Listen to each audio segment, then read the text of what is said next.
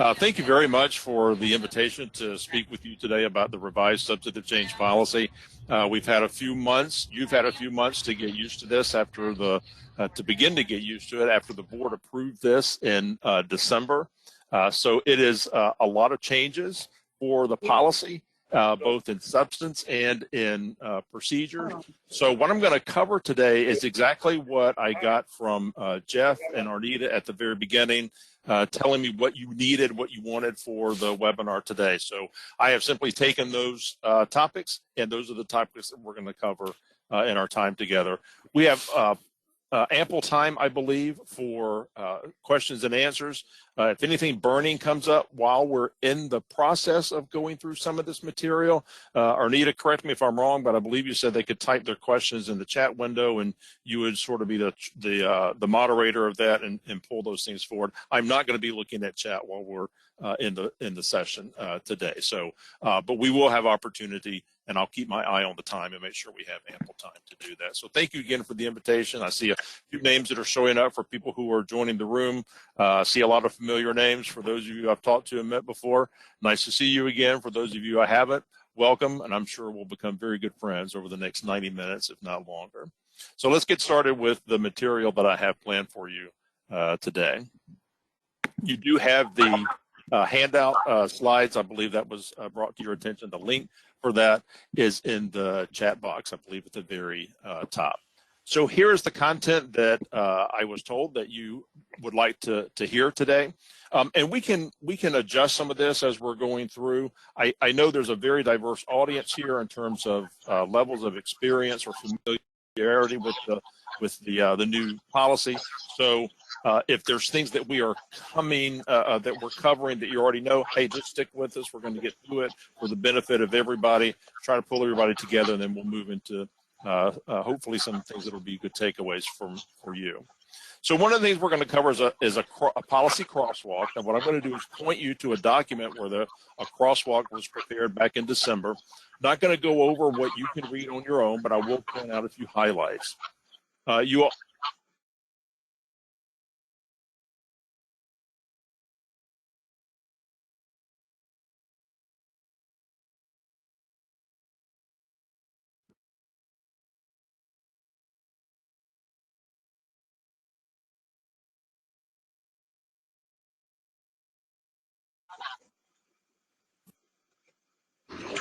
Departure, and then what your obligations are for responding to significant departures that you determine for your institution.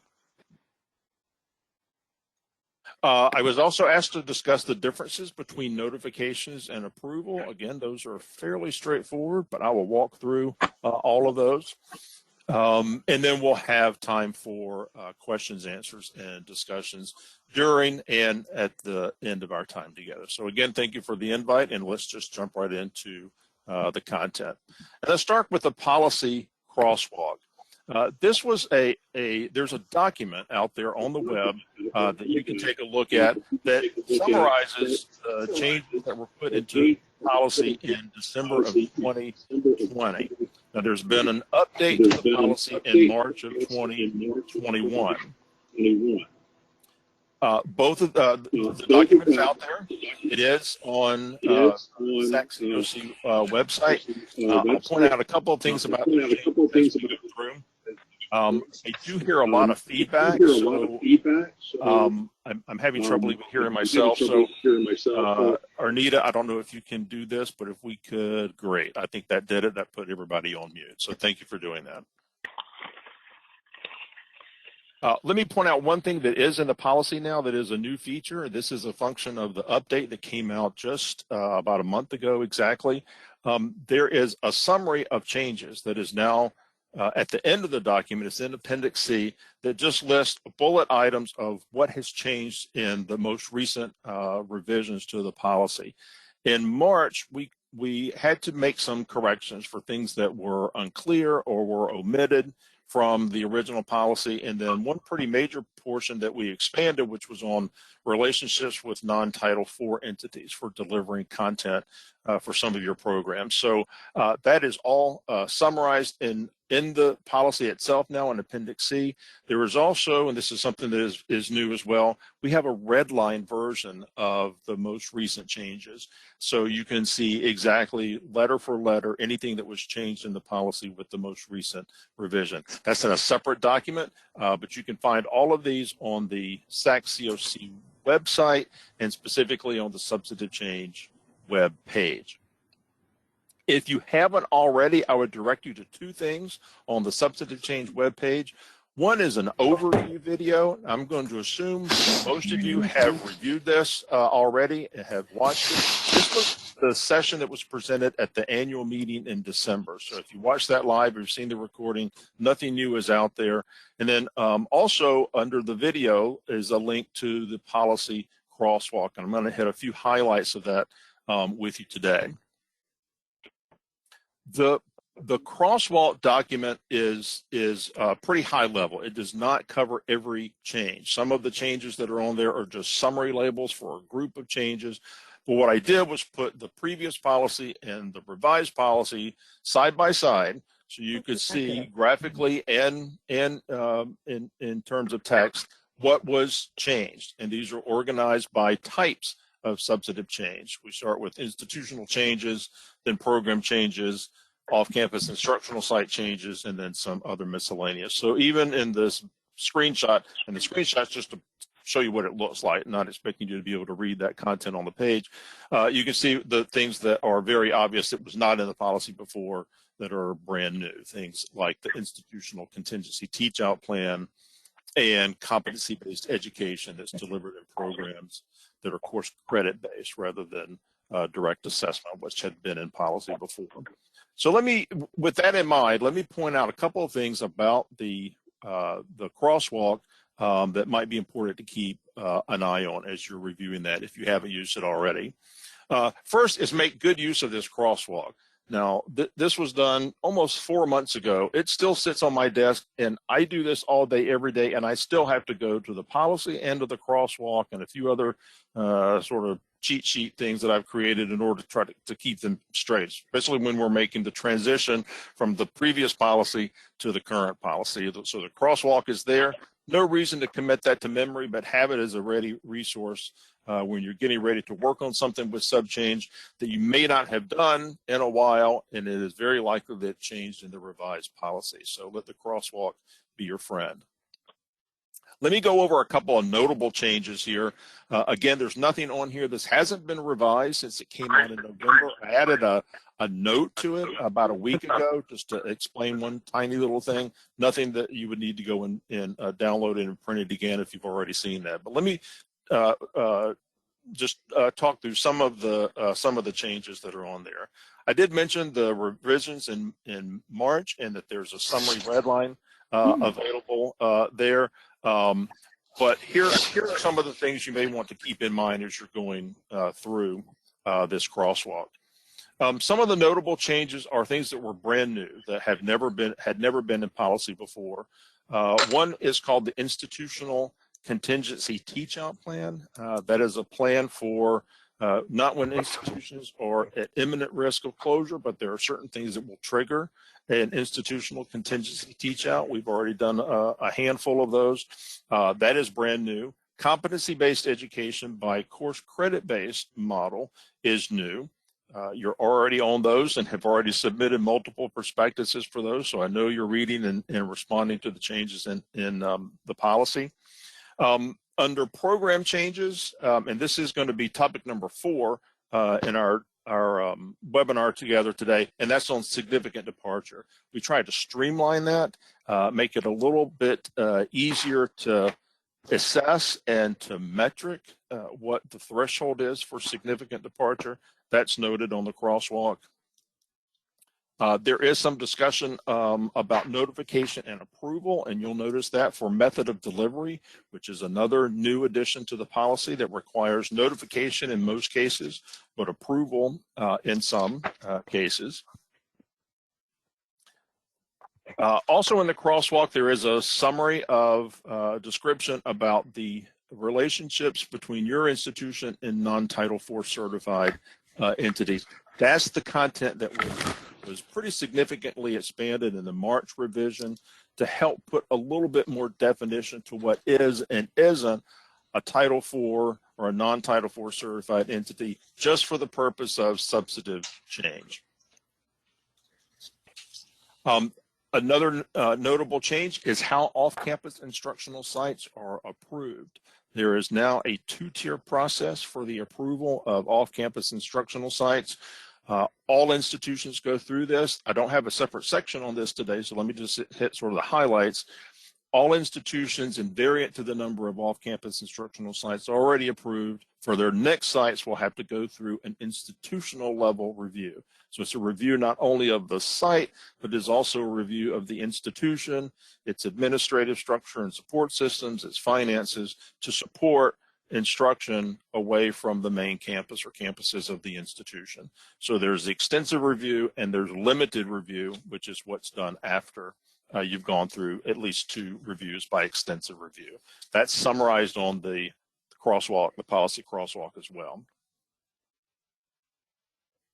And then some additional information on visits, committee visits for substantive changes that are approved. Committee visits are not the norm for most sub-change types, but they are required for some, usually by type. One notable addition, this is not on the crosswalk, but is just a summary statement about changes to committee visits, is that for an institution that is on sanction now and an off-campus instructional site is approved, that site must be visited. That's part of the federal regulations on which most of the changes to policy are based. So SAC-COC and all other institutional accreditors are now obligated to do this. And another item that's not on the crosswalk, but we'll talk about today actually in topic number 2 is substantive change restriction. And before I move on to that, let me just mention that the primary motivation for the change, well, a major motivation for the change in the policy was a change in federal regulations that came out in 2019. SAC-COC and other institutional accreditors are obligated to be in compliance with those regulations. It's the regulations you're all used to dealing with, and they're embodied, indirectly at least, and they're embodied in the substantive change policy. Well, that was changed, and so the whole policy had to be reviewed from top to bottom and adapted to the revised regulations. So a number of the things that we're going to talk about today and that you already know are in the policy, almost all of those additional requirements were a result of federal regulations. So it is not within SAC-COC's discretion to adapt those or not adapt those in its policy. It's something that is required of institutions and by their accreditors.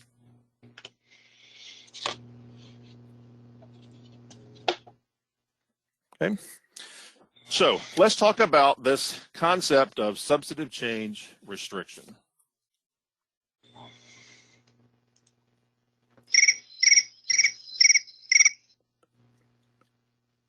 Hey. Okay, substantive change restriction does, it's brand new, and it creates some additional requirements and some limits and different thresholds for certain institutions. Institutions are placed on substantive change restriction when the institution, or if the institution is placed on sanction and the restriction remains for the duration of the sanction. It also remains in place for 3 years after the institution is removed from sanction. So this applies to any institution that was placed on sanction in calendar year 2020 or later. So the restriction starts at the time the sanction is imposed, it continues for the duration of the sanction, and then continues for 3 years after the institution is removed from sanction. A federal regulation, so that's why it's in policy now. It is also triggered if the institution is placed on provisional certification for participation in federal financial aid programs. So that is, restriction is in place anytime the institution is on that provisional certification, and it ends when the provisional certification is removed. There's not the 3-year follow-on period afterwards as there is for sanction.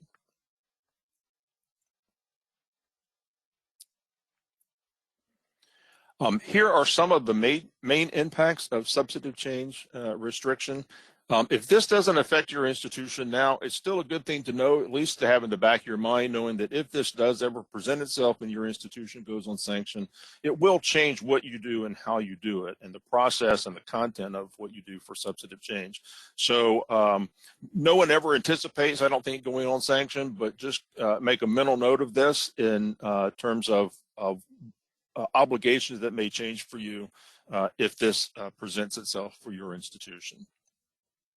Off-campus instructional site approvals are affected for this. Institutions on restriction must go through extensive review. There's no limited review mechanism in place for those institutions.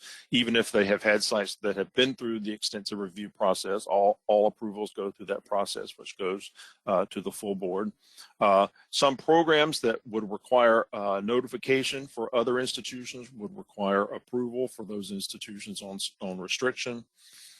It also requires, has some different requirements for institutions that are changing the length of programs, and that's in terms of the threshold that constitutes a material change. Methods of delivery, we'll talk about that, I believe, a little bit later in another topic, but method of delivery for institutions on sanction requires an approval by the board, and if the institution is on sanction, any approval has to go to the board by virtue of the fact that the institution is on sanction. And programs designed for prior learning. There's some additional requirements and thresholds for those types of programs. Again, only for institutions that are on substantive change restriction. There's also some different requirements and thresholds for institutions that are engaged with entities that are non-Title IV entities for providing content for your programs. There are many institutions that have hundreds of these. These are not uncommon, but it does have some additional requirements that are unique to institutions that are on the new substantive change restriction. I'm assuming you have seen the policy and are now very familiar with it. And you're probably more familiar with it than we are on staff. But there are a few things related to sub-change restriction that I'll point out to you. Every substantive change type that is listed in the substantive change policy has this little graphic in the upper corner at the beginning of the description for the substantive change type, and there are about 50 or so separate substantive change types now.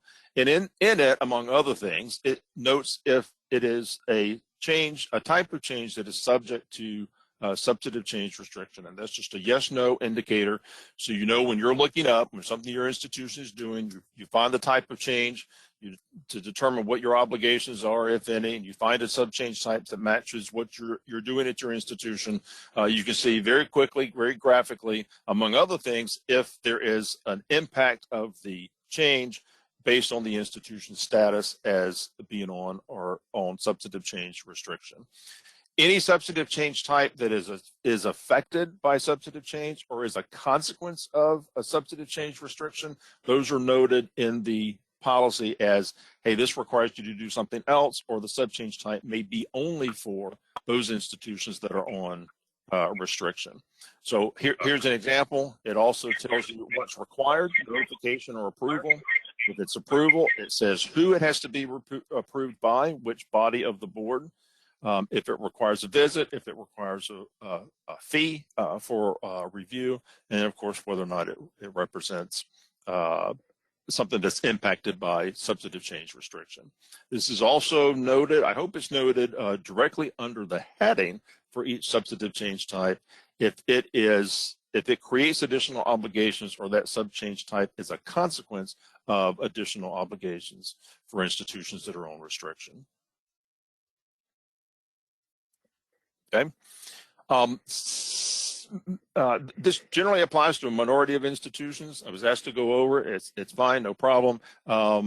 It is one of those things you probably don't need to be particularly familiar with until it becomes a reality for your institution, but just be aware that that is some pretty significant differences in how institutions manage their substantive change if they're on sanction, if they're on provisional certification, and that continues for 3 years. 3 years now after the sanction is removed. So just be aware of that. Applicable with institutions starting that were placed on sanction in 2020 or afterwards. Okay. Let me check in before we move on. Arnita, just let me check if are there any questions in the chat that we want to address before we move on. Yes, there are some questions. If you'd like, I can read those now. Yeah, let's go ahead and do one or two of those and we'll move on. Yes, sir. Okay, the revised policy includes a reference to the following statement. General education for substantive change purposes is usually considered a program even if a credential is not awarded. Can Dr. Sightler elaborate how the substantive change policy applies to changes within general education? That's a good question, and I appreciate you asking. It's very rare that a general education program, as a non-credentialed program, would ever rise to the level of a substantive change. It would most likely appear only if you were doing a very substantial revision of your general education core, such that the percentage of the core that you're changing crosses the threshold of significant departure, such that you have a new program. My experience with general education is it's not usually changed wholesale, it's usually changed at the margin. So if you're making relatively small changes to your general education to keep it current, to offer additional options for your students to select between courses that are in the areas that are covered under general education, in most cases that would not rise to the level of a substantive change. If it was such that half or more of the general education curriculum was new, then you probably have a new program, general education program, that's subject to approval. That is also, program approval is also an example of different thresholds for approval for institutions that are on sanction. So when I make a general statement about a threshold, that's usually as it applies to institutions that are not on sanction. In this case, an institution that's on sanction, a new program threshold of new content is 25% of the program rather than 50% of the program. But that's the only situation that I can think of off the top of my head where a change in general education program would rise to the level of a substantive change.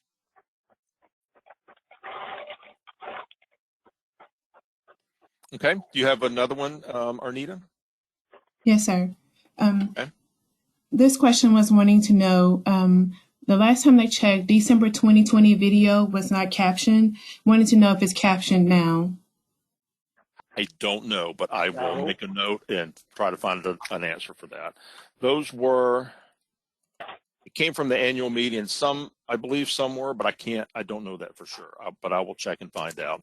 Arnita, can I get that answer back to you to distribute to all of the attendees? Yes, sir. Okay.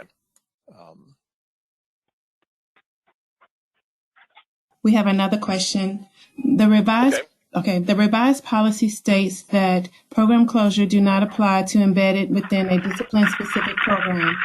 Does this include micro-credentials developed from all approved curriculum? Yes, it does apply if so-called micro-credentials. Remember, substantive change applies to any program. It doesn't matter if it's a degree, a certificate, a diploma. It's invariant to the number of hours that are required, particularly in certificates, which can be 1 credit hour certificates or 100 credit hour certificates.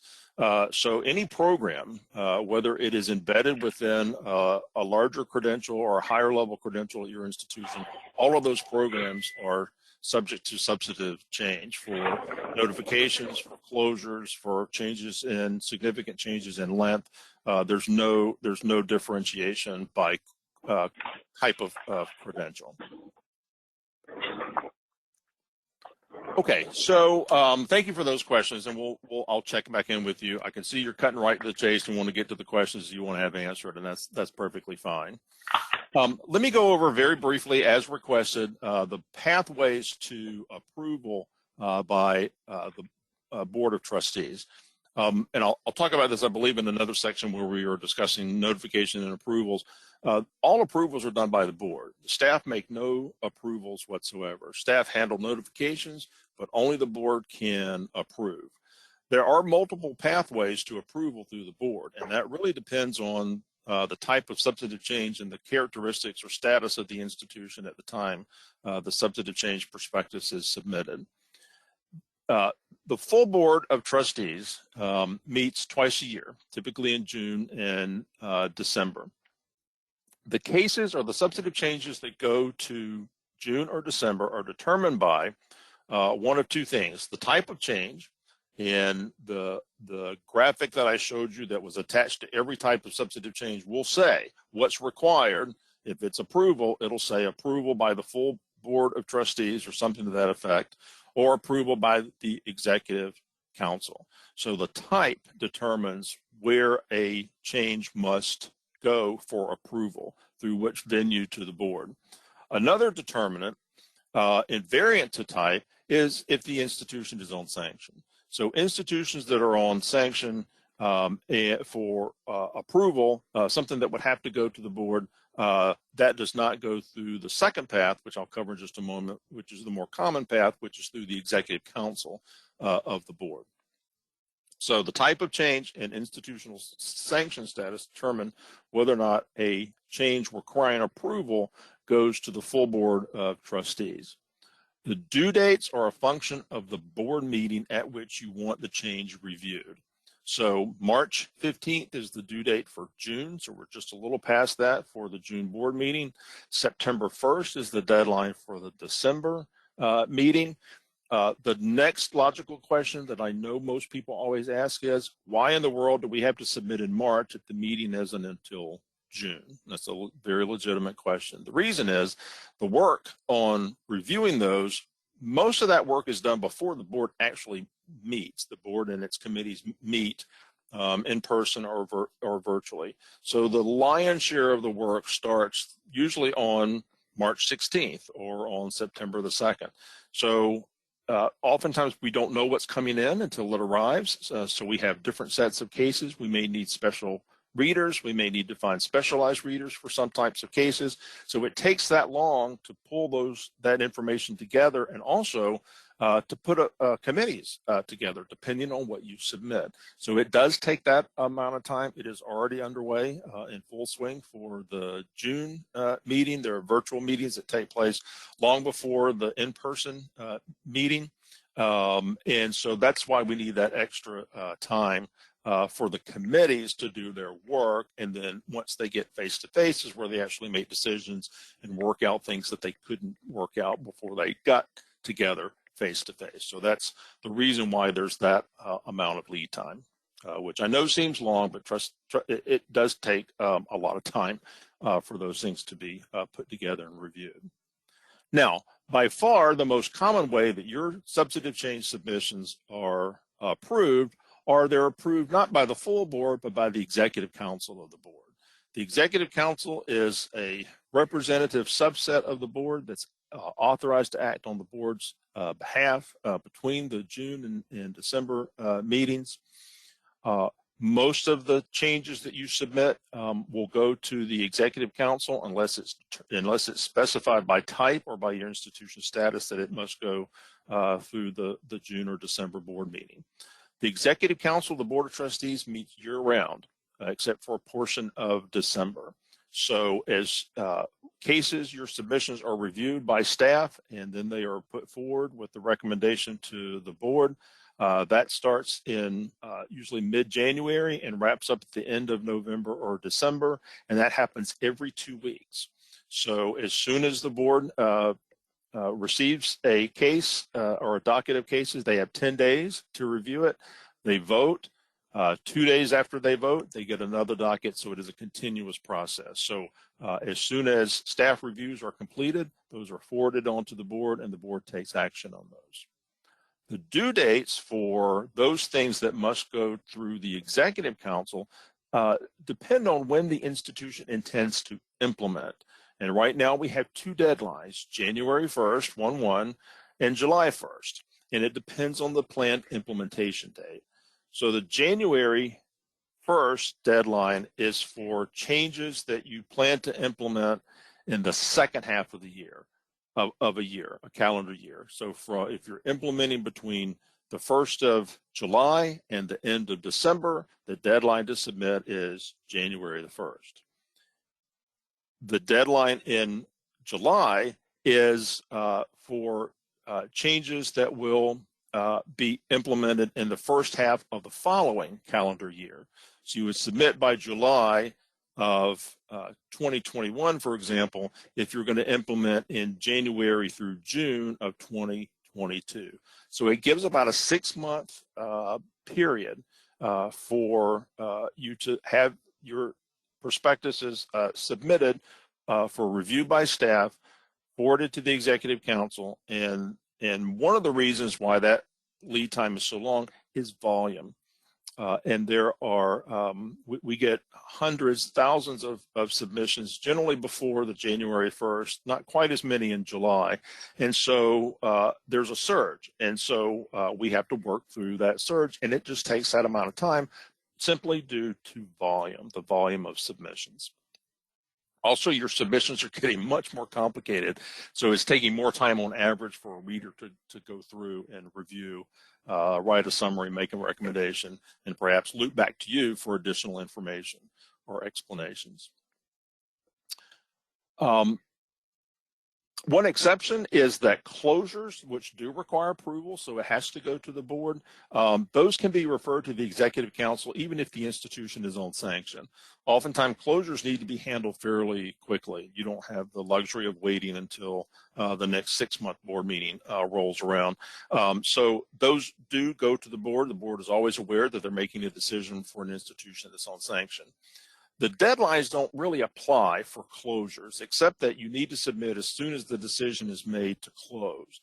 And closure for SACS-COC is when you stop admitting students, because remember, the closure approval is of your process of the closure to make sure students have opportunities to complete. You've provided them with options to complete, whether you're closing a program or a site or a method of delivery. So as soon as you make that decision to close, write your teach-out plan and send that in. Those don't follow the January and the March and the July and September deadlines. They just don't apply. So the deadline is submit as soon as you can, you know, of course, within reason.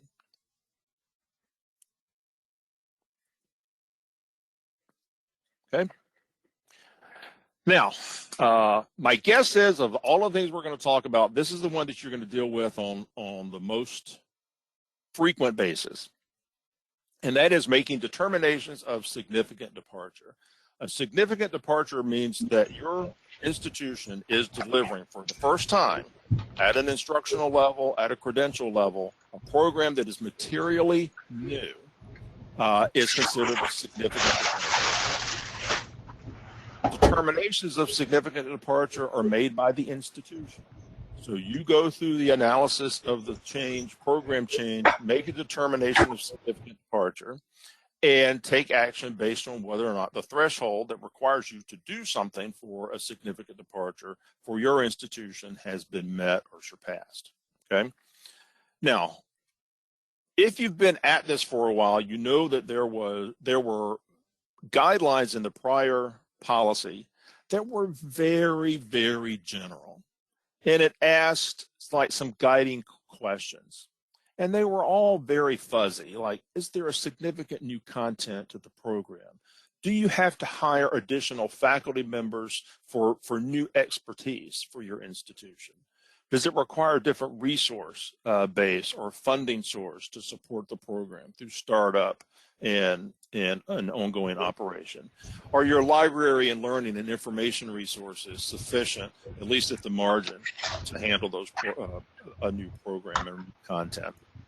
So it gave a lot of flexibility, but it also didn't put much structure to it. It really gave people a lot of headaches. So what the group did that pulled this basics of the policy together said, you know, all of these guiding questions are really asking the same question. How much of the program is new to the institution? And so they said, well, instead of all these guiding questions, let's just say make the threshold or make the criterion new content. So that's what significant departure is. It's new content. And the threshold for new content that triggers a significant departure for most institutions is 50%.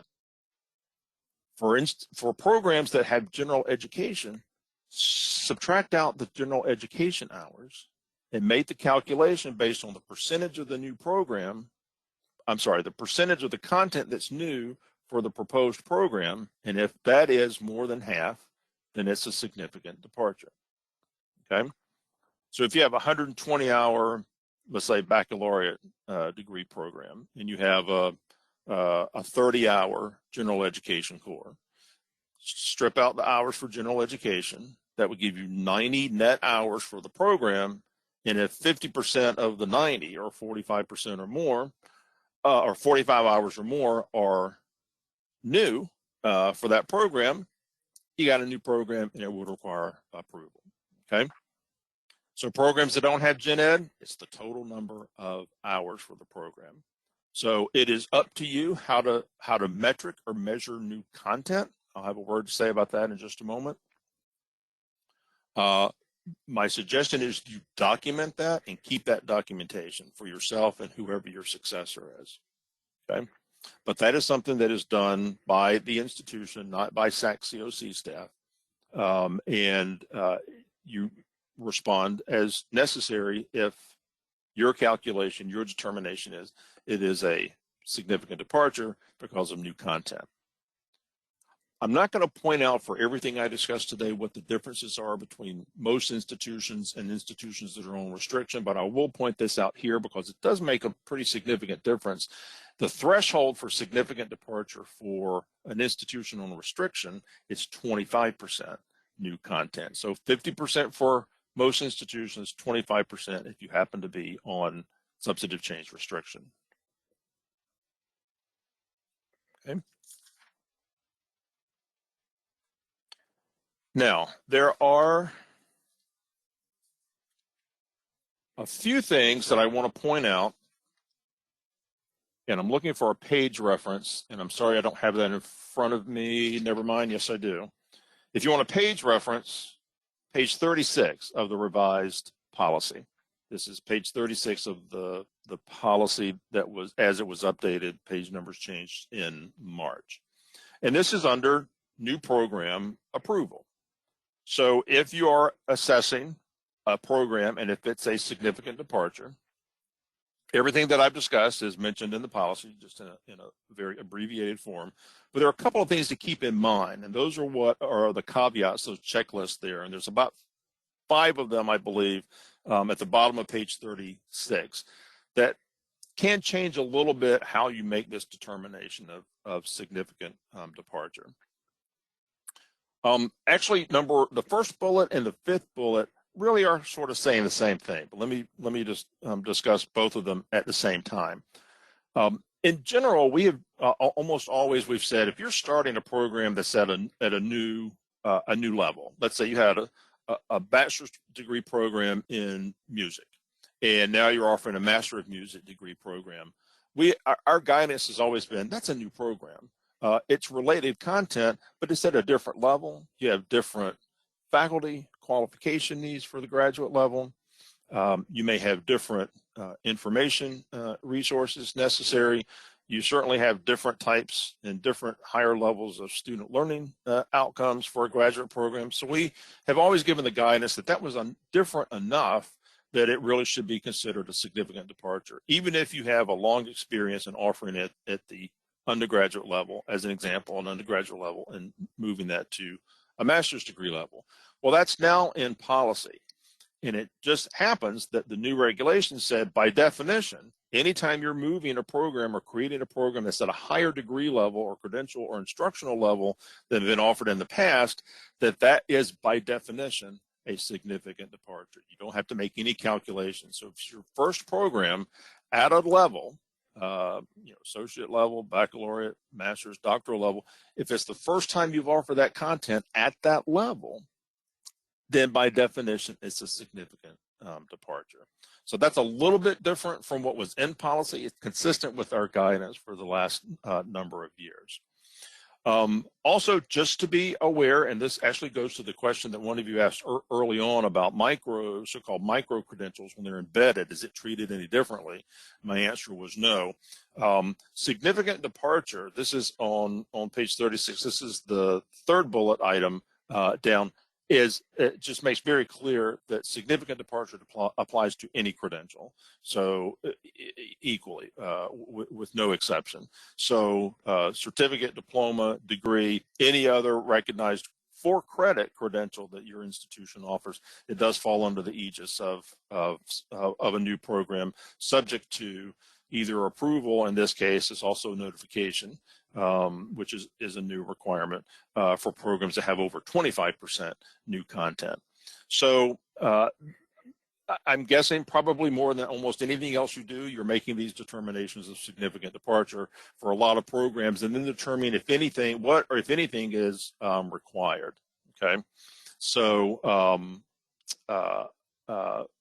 that's a little bit of a shift. I hope it's making it easier because it is now reduced to a single criterion, and is something that is metriced with a pretty high threshold. I think 50% for most institutions. Now, I can probably guess what your follow-up question is, and that is, what if it's new courses but not new content? The criterion is new content, which may or may not be in new courses. So, as a suggestion, when you're making a determination of significant departure, start with whatever's easiest. If you have courses and they're new courses, and you know that most of the content of these courses are new, and that may be the reasons why you're creating new courses, you don't really have to go any further. You know that a new course represents new content, significant new content. If, on the other hand, you are creating a program where you may be assembling content from existing courses into new courses, and all of your courses may be new, those courses may or may not represent new content. So if that's the case, you would peel back the layers a bit and say, well, yeah, they're all new courses, but is it really new content? Make the calculation, make the determination with a methodology of your choosing, as long as you document and are consistent, and make a determination if there's over half new content that is new for your institution at the instructional level, the credential level of the program that you're proposing. Okay. A lot of questions are coming in as this has been changed. They said, well, how do we do that at the course level? Should we determine, this one is 80% new and 20% existing, and another one is split half and half? Do we sum across the courses? Do we consider a course just binary? It's existing content or is new content? You can do it any way you want to. That is really up to you. So the only suggestion I would have for that is decide early how you're going to count that, document it, and make sure you follow your own rules or your own policies for that as far as internal processing goes. So I think whatever makes sense and it can be justified, that really should be up to you. So the policy says 50% new content, period. How you do that, how you calculate that, really is up to you, as long as you can justify that, particularly to a peer review committee who may want to know, well, show me the approvals for your new program since your last review. Well, you didn't get approval. Why is that? Well, you determined it wasn't a significant departure. Show me how you made those determinations. And if you do it as you go along, then you have it when that accreditation review rolls around. And at least as important is you have it to hand off to whoever comes after you. Okay? That's not policy. I'm just passing that along based on what other people have told me, how they choose to manage that.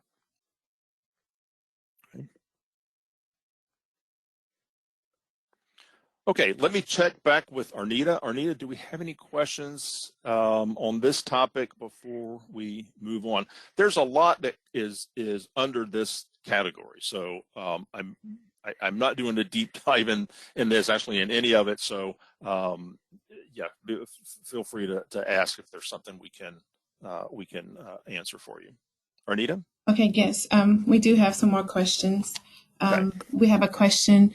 If an institution is an open access associate level and a new program consisting of existing content imposes an admission requirement of a bachelor's degree, does that constitute a level change? Let me make sure. I'm not sure I understand the question. If it's existing content, it wouldn't be a significant departure, so you would have no obligation there. Uh, I, I'm not sure I understood the second part of the question. Actually, could you just reread that part of it for me? Let me see if I can tease that out. Sure. Let's see. If an institution is an open access associate level and a new program consisting of existing content imposes an admission requirement of a bachelor's degree, does that constitute a level change? Not if the instruction is still at the associate level. If you impose an admission requirement that requires a baccalaureate as a condition of admission, the content of that program would still have to be limited to the associate level unless the institution is authorized to offer instruction at the baccalaureate level. So I don't know what your reason would be for having a baccalaureate as an admission requirement. Really doesn't matter. But as long as the instruction and the credential is at the level that the institution has already approved, it would not be a level change.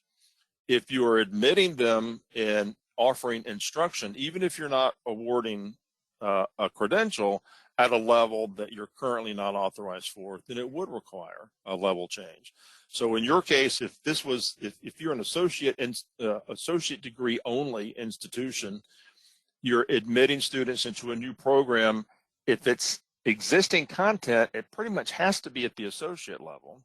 If it's at the baccalaureate level, by definition, it's, as I mentioned on the last bullet item under new program approval, that by definition is a significant departure, but it would require a level change if the institution is not a baccalaureate approved institution. I hope I understood the question correctly. If I didn't, just send me an email and we'll try to work out anything that I may have misunderstood from that. Interesting question, though. Thank you. Anything else before we move on? Yes, another question. Okay. In the past, we could request approval for up to 10 off-campus sites offering the same program with one prospectus. Are we still able to do that, or do we need to submit one prospectus for each individual site? Nothing has changed. That requirement or that option is still in there. So you can bundle multiple sites into a single prospectus if what is offered at each site is exactly the same. Zero variance across the sites. If there is, unbundle them, but you can still bundle together anything that might be where the offerings are the same. You can do that for up to 10 sites. So you should address each site separately in your prospectus, particularly with respect to physical resources and the faculty who will be teaching. You need to submit separate faculty rosters for each site and a schedule of courses that will be offered by site because we are approving each site individually. You're just able to bundle them together and communicate that in a consolidated prospectus, but each site must still be vetted by the reviewer separately.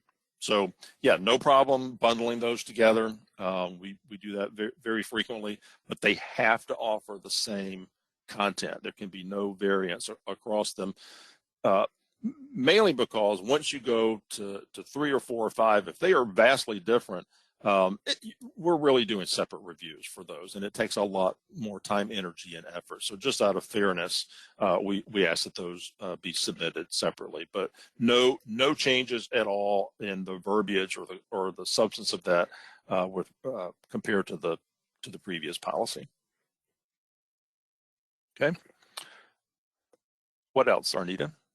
Okay, the next question.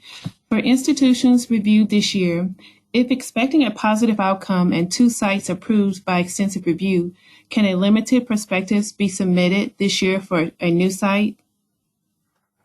That's a good question, and that's a level of detail I didn't go into, and so there are multiple ways in which a site or sites can be approved by extensive review. One is to write the prospectus and submit it, and it would go to the full board in June or December. You can always do that.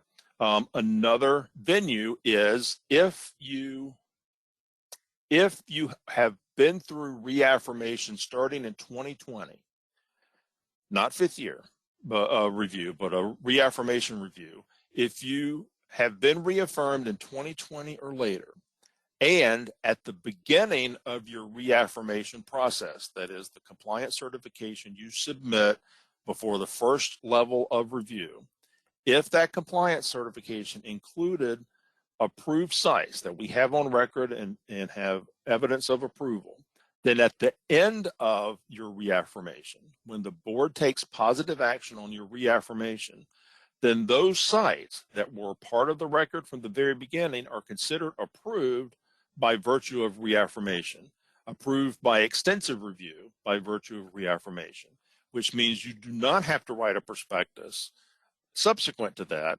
to have a site approved through extensive review. You would be eligible for a limited review, which is essentially the same type of prospectus and process that you did before the current policy came out. So it is slimmed down.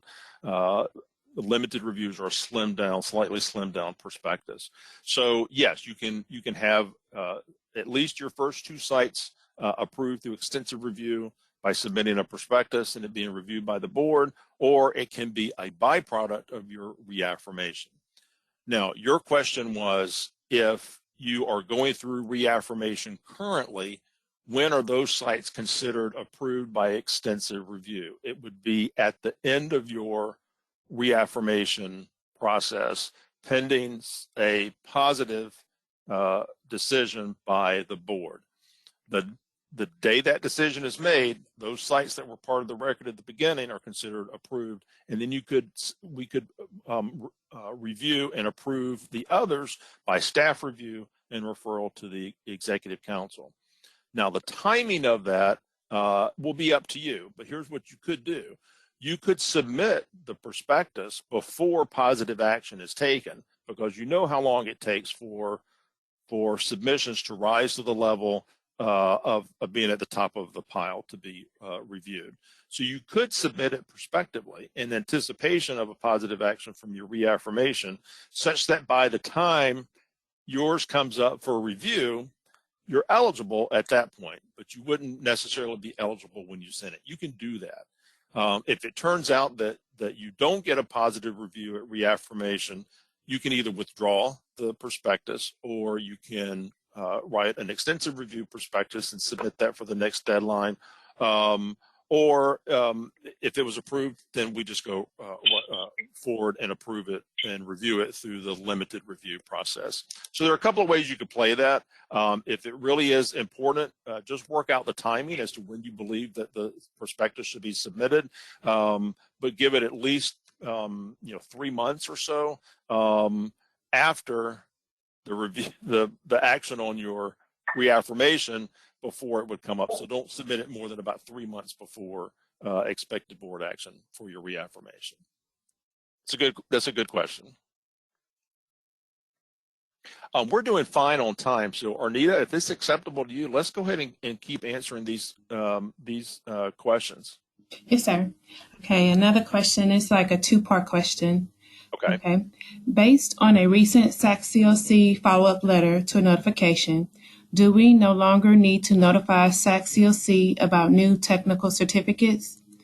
And the second part is, can we contract with an entity to deliver our curriculum? We credential the faculty, but the entity oversees the location.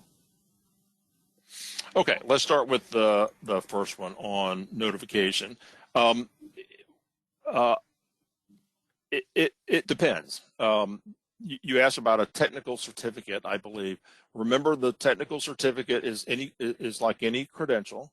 So if you are offering a new technical certificate, I think was the term that you used, and it's over half new content, then a prospectus would be required. If it's 25% to 49%, that now requires notification. Now, new programs did not require notification prior to December 2020. In fact, if you sent notifications for new programs, we didn't do anything with it because it wasn't required. So, but now you do have to report only if 25% or more of the content is new, but less than 50%, which is where the threshold for approval would kick in. So, if it's not a significant departure, it doesn't cross that 50% threshold, but it's more than 25%, then you would notify. Invariant to the credential. It would be independent of the type of credential. So it would apply for technical certificate, certificate of completion, there are a lot of names that those go by. But if it's a 4-credit credential that your institution awards, then it falls under the purview of substantive change. While I'm thinking about that, we do get this question frequently, and that is, what about non-credit continuing education type courses or programs? There's no obligation under substantive change for those programs, none whatsoever. So the only time we see those come up is institutions will convert a non-credit program to a 4-credit program. In those cases, it's the first time you've offered it for credit. The fact that you offered it for non-credit doesn't factor into the equation. It's all new content for credit at whatever instructional level the proposed program is being planned. So that would require a prospectus. Okay. Okay. Anything else? Yes, we have several more questions. Okay. Okay. Now this one is kind of long, but I'll read it. Okay. Please clarify what SAC-CLC deems new content in regard to determining new programs. What if an institution has offered some new courses, i.e. electives or additional options for an existing program within the past year, and now wants to use a grouping of those new courses developed within the past year to build a new degree program, certificate, bachelor's, master's, etc.? How long should content or courses be in existence before they are no longer considered new if used to build another new program? Okay. Let me start with the second part first. There's no guidance on that. Intentionally, there's no guidance on that. That really is up to your institution. If I were to take my accreditor hat off and put my administrator hat back on, I would say if you have started and finished a term with new courses, then at that point it's not new content for your institution. So I did this all the time. I would give test runs to courses just to see if they would fly, offer them as special topics or something like that. Well, I would do that 2 or 3 times, and if it seemed viable, then I'd try to get it approved and we would add it. In that case, it's not new content. So I did it just by a trial balloon. That's just me in terms of how I would answer that, but there is nothing in policy that would determine how you handle that. Like a couple of other things I mentioned, I would decide how to do it, document it, and then document each occurrence that you have so that it's very clear what you did and why you did it and who signed off on it. But that's an institutional matter that's up to you. I would think that would be a reasonable way to manage it, but you're going to have to convince a peer review team that that's a reasonable way to manage it as well, which is why I suggest you document and write out your rationale. Just write a paragraph or two that says, this is what we're doing and why we're doing it, and this is evidence that we're doing it on a consistent basis across all programs and over time. The first part of your question was, how do we determine new content? You have to make that determination. All we say is new content. Whatever rubric or metric or whatever method that you choose, that really is an institutional issue for you to decide. I would be very reluctant to offer any guidance on that because it varies so much from institution to institution. I know what I would do, but that's really irrelevant. But that's other than defining new content or introducing the phrase or the term new content, how you choose to operationalize that is an institutional issue.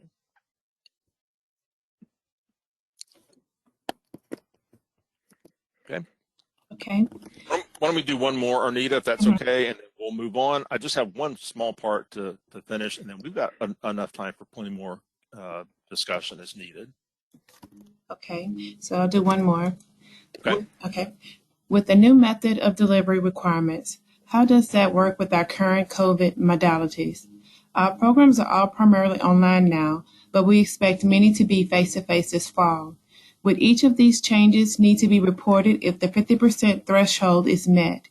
It could be over 100 programs if we choose to return to modalities similar to pre-COVID. If you are doing this with the expectation that it will end once your workaround processes for delivering instruction go back to whatever was normal or usual for your institution before, if you believe that it will return to what it was before, I would not add those to a notification for a new method of delivery.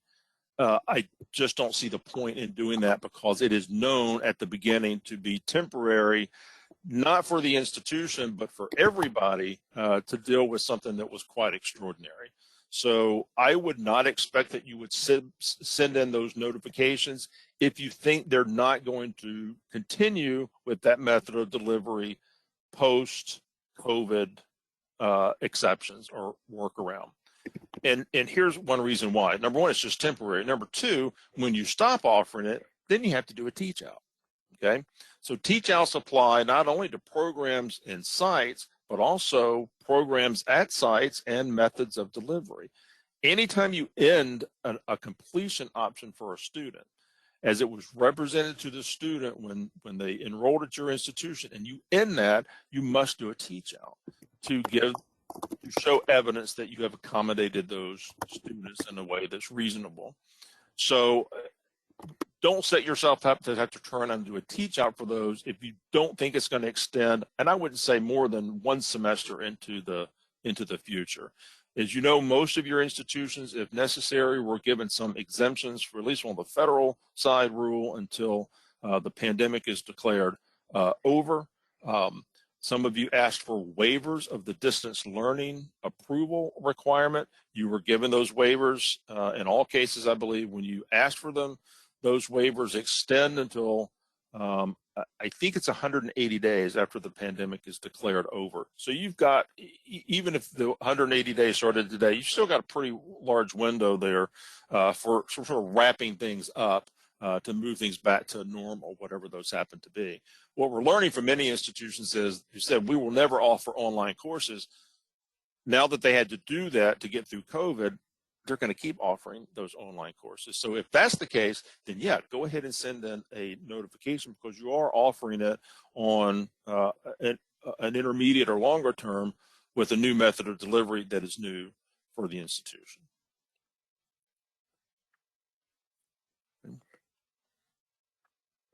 All right, let me cover the last section that you asked for some discussion about, and that is notifications and versus approval. And then we'll keep the balance of the time for whatever it is that you want to talk about as it relates to substantive change.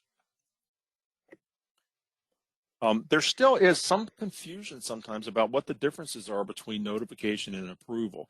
This is not a trivial distinction as it relates to substantive change, because they're often confounded or confused. Notification or acceptance of notification are sometimes interpreted as approvals.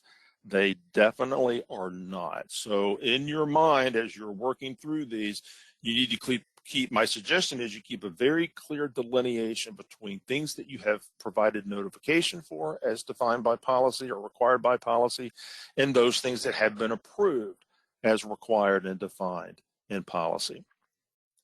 Let me go back to what I mentioned is attached to every type of substantive change that's in the policy, and that is this little summary square that has information in it about what's required in committees and fees and so forth.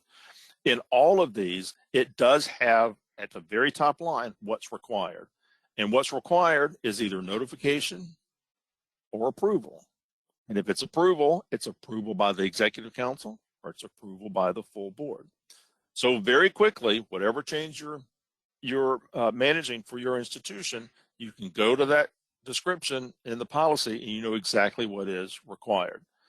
If it's notification, what you submit is with the description of the substantive change. So it's just right below that. It says what to submit with a big check mark next to it. Notification content in most letters of notification can be even 2 or 3 sentences. They don't have to be very complicated. Now, some notifications, just by their nature, are more complex, and so those require more information and require supporting materials. But that's all listed in terms of what to submit. That's in the policy. If it's an approval, you know it has to go to the board, and the content for a prospectus that requires approval is in the appendix, just to try to keep those a little more separate. Notifications are very common, and so you have everything you need right in one place. And the more involved, more complicated approval prospectuses, the content is by type in the appendix to the policy. Let me offer this as a suggestion for notifications and approvals. For every single thing that you submit from now on, find it in the policy, know exactly what the subchange type is, and under what to submit, copy and paste it into your document and start answering the questions. That's the easiest, quickest, surest way that you're going to cover everything that's required. When a reader gets a submission from you, the reader knows exactly what they need to see and where they need to see it. And if it's not where it's supposed to be, they're under no obligation to go look for it. So we're giving you an outline in the policy that you can copy, paste, and start filling in and addressing each section. Easy way to do that. Don't make it more complicated than it needs to be.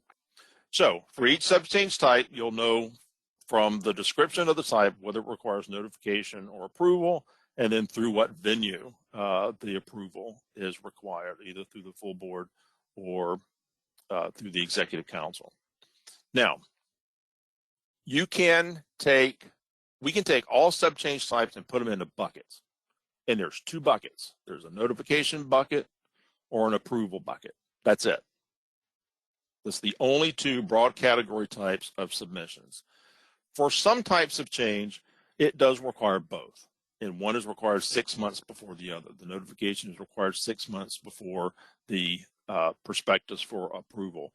These are for really big changes at your institution. These are institutional changes like changes of governance, merger consolidation, change of ownership, change of control. Those are things we just need a little bit more lead time to get ready for them and to have discussions with you before those, before you submit your prospectus, so everybody understands what the requirements are. Those are the exceptions. Okay, so for most everything else, there's notification or there are notifications or approvals. Everything else goes into a 3rd bucket. Okay, notifications and approvals are defined by policy. If a change that your institution is making is not in policy, then it's not a substantive change, and there's no obligation for you to submit that. Okay. I'll tell you what a very common thing is for us to receive is a new program where the institution has to determine if it's a significant departure. So they will explain it. Here's what we're doing. Here's why we're doing it. Here are the resources necessary, but they never say if it's a significant departure. SAC-COC staff cannot make that decision for you. That is a decision that is the responsibility of the institution. So all we have to do is turn around and give it back to you because we can't do anything with it because we don't know what it is, and we can't make that determination for you. We can give you some guidance on the front end, but the determination is the responsibility of the institution. So those are very separate issues. Things that require notification, things that require approval, and then everything else that really should never, that you have no obligation to provide to SAC-COC. Okay. Another piece of information, so you know how these are handled very differently. Notifications are handled exclusively by staff. So they read it, they write a summary, it goes into a letter, and it comes back to your institution. Approvals are never done by staff. Approvals, changes that are subject to approval, are reviewed by staff in almost all cases, and then those are sent to the Board of Trustees for approval. Okay, so one of the reasons why we make this difference, and one reason why we ask now, or we require now, a cover sheet for all of your submissions is we need to know pretty quickly when we're looking at something, when it hits our door, if it's a notification or if it's an approval, because we handle them very differently. Like, handled internally, but it does make a difference in being able to handle the volume that we get with a very small staff, to be able to handle those in a way that's the most efficient. Also, the cover sheet now requires you to disclose some information that right now SAC-COC doesn't have about particularly about your financial aid status. So that's another reason why all submissions now require the revised cover sheet. We need for you to disclose at the time you submit if you're on reimbursement or if you're on provisional certification for federal funds. Okay, but part of it is just processing. Now, that third bucket of everything else, that would mean it's not required by policy. Okay, and so if you send us something that's not required by policy, we can take no action on that. Okay, we can't make up things that we think you should submit, and so the counterpart of that is, if you send us things that don't require, we can't take action on it. We can't approve or accept notification for something that's not required by policy. So that goes into this third bucket called everything else, or not elsewhere categorized. If you've gotten response letters from us that say not elsewhere categorized, when it says subchange type, as you described it, it wasn't necessary for you to submit it at the time you submitted it. Okay, some of you submitted things before the new policy came out that weren't required at the time you submitted it, and so you got a response that says this is not required, you don't have to send these anymore, but it is required now. If that's the case, you got to send it back in, because it is now a requirement that wasn't a requirement before. Okay, so anytime you have a letter, and go back and look at your letters that you've received, and if they say not elsewhere categorized, and maybe with some rather terse language in the letter that just says, hey, please don't do this, you can take that off your plate. This is not something that you have to spend time, energy, and effort in dealing with, because it's not required. There's no reason for you to send it in. All right, we have about 15 minutes or so. So I appreciate the questions, because it lets me know what's on your mind. And so that's what you asked for, these 5 topics. So that's what I gave you. I hope there were some good takeaways in that. So if there are questions, I'm happy to answer questions for as long as they are available. So as long as you have them. So Arnita, I will throw this back to you, and you can start pitching me some additional questions. Yes, sir. Okay. When does the site visit happen when an OCIS is sent for full board approval? The visit is supposed to occur within 6 months of approval. That is in policy. The exact timing is between you and the vice president, the SAC-COC vice president assigned to your institution. Almost always that happens within 6 months. There have been some exceptions, certainly with what you all have been experiencing within the past year. It just wasn't feasible on multiple fronts to be able to visit those sites within 6 months. Sometimes it has to go a little bit longer than that, depending on when it was approved and the path through which the off-campus site was approved. But generally, that's within 6 months. Sometimes there are exceptions if you are not implementing within 6 months, because that's what the committee wants to see. They want to see the material progress toward implementation, and likely are going to want to talk to students in the program or at the site if that's possible. But generally within 6 months, if a visit is authorized.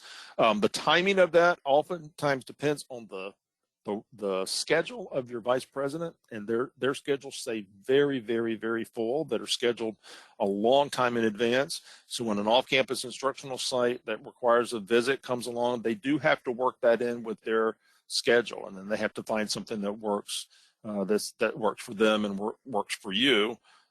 And works for the committee that's going to come in and take a look at that. So there are a number of things that move around in that equation. once the site visit is authorized, I kind of my group steps out of that process. We're not really involved with that, and it sort of the process is to hand that off to the vice president. They are aware of it. Even before it's approved by the board, they know that it's likely that there's going to be a committee visit, and then they know instantly when something is approved that they have an obligation for a committee visit, and they'll generally reach out to you, or you can reach out to them in a fairly short period of time and start the ball rolling. But there's a lot of variables in there, but generally it's a 6-month window for the visit to occur. Thank you. The next question. This person needs clarification on the deadline for submittal of teach-out plan for closure. According to the according to the policy, closure requires a teach-out plan for approval. Does that mean the January 1st or July 1st dates apply? Additionally, there is a statement in the policy that says to submit a teach-out plan as soon as the decision is made to close. Yeah. Good question on those. And if you look at the policy as it came out just a month or so ago, we added some additional clarifying language for the deadline or the timing for submitting closures, because the January 1st and the July 1st deadlines were really sort of throwing people there, because they said there's no way I'm going to know that far in advance that I'm closing a program. We get that. It's fine. Those deadlines generally do not apply to closures. So January 1 and July 1, based on when the implementation is expected. So our guidance is to submit as soon as you've made the decision, as soon as possible after you've made the decision to stop admitting to a program, a site, or a method of delivery, and then write your teach-out plan and submit that as soon as possible. Those don't happen usually on the calendar. They may not happen on a calendar.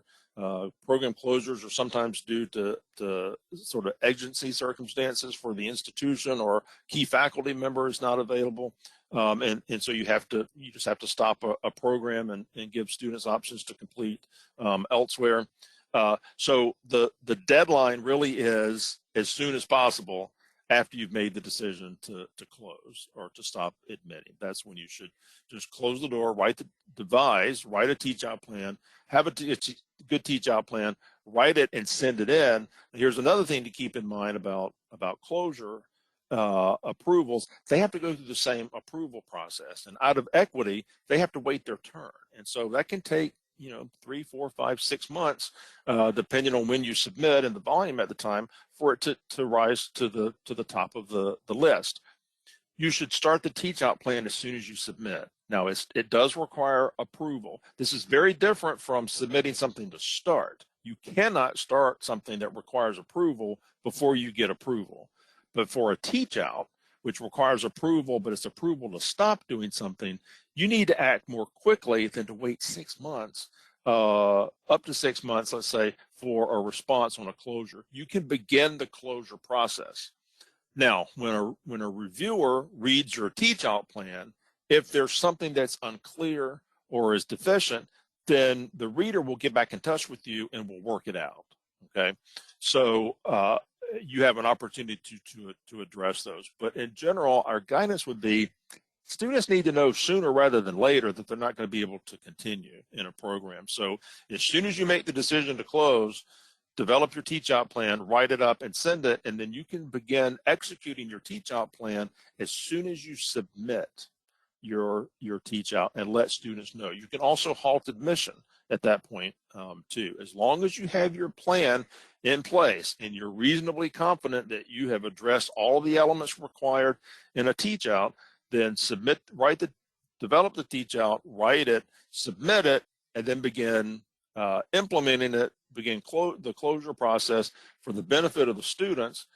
We'll review it. If we have questions, we'll work that out with you at the time, but don't disadvantage the students by waiting for the approval to stop. Please don't confuse that with approval to start. Okay, that's very different. You really don't want to do that because there is no guarantee that anything will be approved.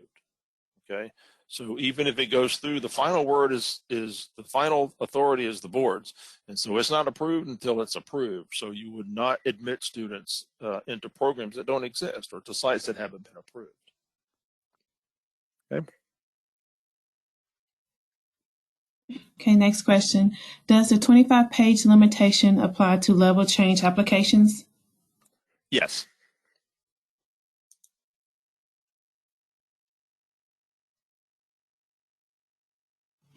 Next question. Let me say a word. I'm sorry, Arnie, for interrupting. Let me say a word about that, because a couple of these have come up, been brought to my attention by readers. Your prospectuses should be as short as possible. There's no advantage of creating hundreds and hundreds and hundreds of pages in a prospectus. Some are going to be more complicated than others. The complexity of your change should dictate the volume of content, but the body of it is still page limited. You can include additional materials in the appendix, but you should do that very, very carefully. Let me tell you why. Let me give you an example. I mentioned earlier that if you're writing a notification or a prospectus, to copy and paste what to submit into your document and start answering that, readers know what, for each type, they know, they can recite to you off the top of their head in most cases, here's what has to be submitted, and that's what they're going to go look for. If it's not there, then your prospectus goes into deferral, invariant to how much information you have provided. For example, you have to have a budget. If you're developing a program or a new site, it requires a budget, usually a one-year budget you've made just to show you have adequate resources. You've planned, you know what the cost could be. You've made some contingency plans. If your funding doesn't match, that's fine. We don't need your audit. Okay, it's never asked for, don't submit it. But you can't submit an audit or an institutional budget and not provide a budget for the change that you're proposing. That's what we need to see. This is particularly the case for something you submit that goes to the full board, because there's no opportunity for feedback there. If whatever you submit is what the board will review, they have no obligation to go back to you and say, hey, tell me what this meant, or there's part of this missing. So that's your responsibility, to submit a complete prospectus. But board members and readers don't take kindly to being covered up with volume because they can't find what they need. So it really is self-defeating. Pull it down to its essence. And I've read some incredibly complicated substantive changes, usually involving changes of control or ownership or governance or mergers and consolidations. Even the most complicated can be done in 25 pages. Now, you do need reference material for those, but the essence of it, respect the time of the people who are reading this and tell them what they need to know. And that's pretty clearly laid out in the expected content for prospectuses and for notifications. Okay. Give a complete picture. Don't sell yourself short, but there's no reason to just dump data that has no value. They know exactly what they want to see, and they're not going to sift through that to find it. You need to demonstrate that to them as it is listed in the content of a prospectus. Okay. Sorry, Ernie, I didn't mean to interrupt you there. Oh, no worries. If the content change is less than 25%, do we still need to notify? No, you don't. The threshold is 25% for notification as of today. Now, that could change, but right now you have no obligation and shouldn't send anything if the new content is under the 25% threshold. Okay. Next question. Can you please give an example of a change that is not otherwise enumerated that would be considered a substantive change? Well, if it's not enumerated, it's probably not a substantive change. I believe there's language in the policy that says, we may have non-enumerated changes that might rise to the level of a substantive change. That is to give enough flexibility such that if some major type of institutional change presents itself that had never been anticipated, that gives SAC-COC the latitude to say, hey, we really need to take a closer look at this and maybe subject it to peer review, but we never even knew that this was a possibility when the policy was written, who knows when. So that's what that is there for. But in general, if a change that you're making is not enumerated, you have no obligation. Now, things could change, and so there could be a brand new type of collaborative academic arrangement that presents itself that's just not addressed by policy. That language is in there so we could say, you know what, we probably need to take a closer look at that, even though we didn't know it when we wrote the policy. To my knowledge, that has never been invoked. I wouldn't worry too much about that. It is not a common occurrence that anyone on staff or a peer review would say, yeah, we think you need to do a little bit more on this. If policy doesn't require it, you really can't ask for it, but things change. And so that just, if it's the language I think you're referring to, that just gives a little bit of wiggle room to say, yeah, we just need to be aware that things could change very substantially, and we can't be caught flat-footed and not be able to do anything about it because it could impact the quality of what the institution is doing. And that's the purpose of accreditation anyway. It's a quality assurance, a quality check by peers. And so that just gives a little bit of wiggle room. I wouldn't worry too much about that. I don't think it has ever been invoked in the however many years I've been at SAC COC. Okay, so on substantive change, is it solely new content and we no longer address changes in resources, faculty, etc.? That's correct. You would not need to factor those into your equation unless they manifested in significant new content. So, for example, faculty. One of the things that prior to the 2020 policy was sort of difficult to tease out for institutions is, well, we're starting this program and we do have to hire new faculty. Well, the reason you're hiring new faculty is because you have additional sections that you have to staff with faculty to teach them. But it's not new. That's because of increased enrollment, not because the institution didn't have the faculty expertise in the program. In that case, that would be a significant expansion of resources. But it all goes back to, as a proxy, as a measure or an indicator of new content. So per se, does new faculty resources factor into the determination of significant departure now? And the answer is no. Does it indirectly? Yes, if it results in, if the single criterion that's used to measure significant departure indicates that you have significantly new content.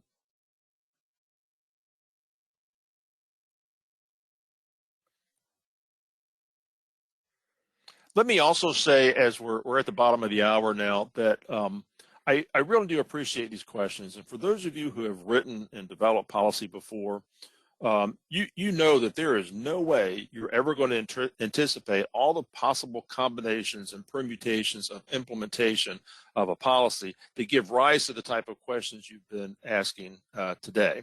And sometimes that means you have to go back to the policy and say, you know what, there's a lot of situations this policy doesn't cover. And policy is not supposed to cover every possible combination or way that a change can present itself.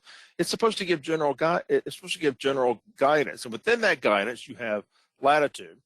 So there are things that are probably going to come back to, well, there are things that already have come back to us that were needed to be redressed in the policy, and that was what the purpose of this March revision, which expanded some significant content, but also was just really clarifications and I think I called them technical corrections to the policy, just to give a little bit more guidance on the things that we've gotten frequently been asked about. So I would expect policy to remain rather fluid because we have to work those out by experience, and then also how reaffirmation teams and the board looks at some of these when they come forward, and it may require some additional comment or commentary or clarification based on the experience. That always happens.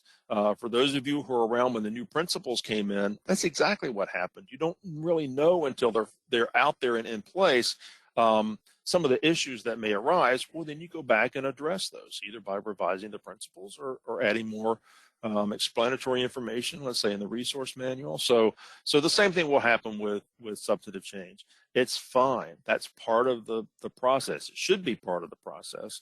And so things will evolve. We're trying to hold it steady. So we're not hitting you with revisions every 6 months or so. We're trying to hold hold it as steady as possible, but we do need to make some adjustments going forward. And we have stuff on deck already to be included the next time the board opts to take this up. So that's just a normal part of the process. So I appreciate you being patient with us as we go through that, but that's by design. That's part of the process. So I believe we're at the bottom of the hour. I do appreciate your time and your attention and your questions. As always, your SAC-COC staff is available to answer questions and provide additional guidance if as necessary. We're in a particularly busy time right now, so it might take a little bit of time, a couple of days, but we'll always acknowledge that you have submitted your question, and we'll try to get responses back to you just as soon as possible. So unless there's anything else, to Arnita and also to Jeff Roberts, who I worked with putting this together, thank you both for putting this together and for facilitating, and thank you for attending.